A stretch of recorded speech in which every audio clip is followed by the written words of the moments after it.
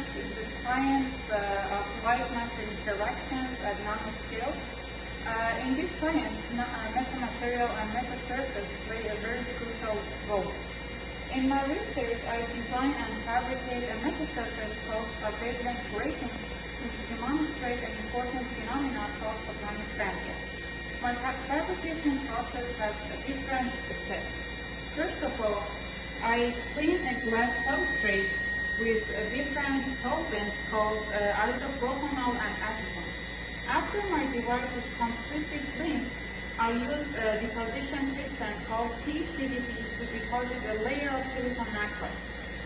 For this, I use the Nasrin Institute Nanofab Center.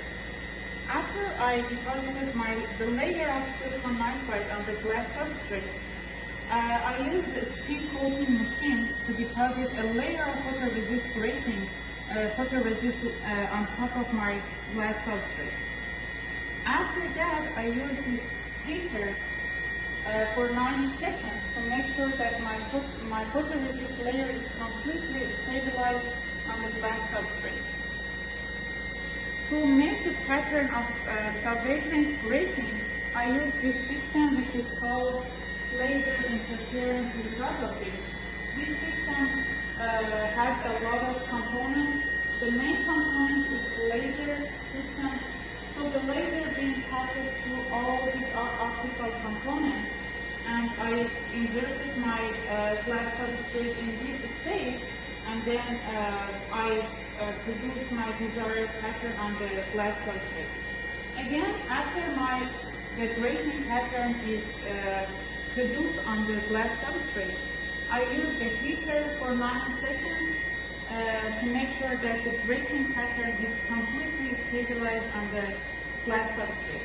At the end, I use a solvent called developer to remove the residual of a photoresist layer. Sure. After the device is fabricated, we come here to characterize our design's parameters with a system called atomic force microscopy, or AFM. The atomic force microscopy is used to measure the parameters which are at nanometer scale. So for this one, the atomic force microscopy uses a laser source, and when we put our device in this stage, the laser source and atomic force microscopy is going to scan the whole area of the grating pattern.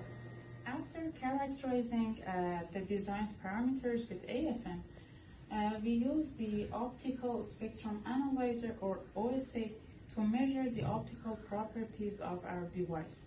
These optical properties contain transmission or reflection.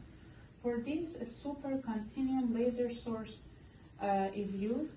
This laser source passes through an optical fiber, and it travels through these optical elements consisting of polarizer and aperture, and we put our device here to measure the optical properties or the transmission. This equipment here is called optical detector.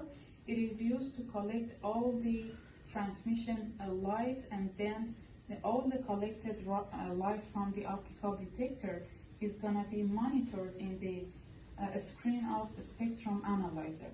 So after all the data is collected with optical spectrum analyzer, we invert the data to MATLAB to show the photonic bandgap phenomena in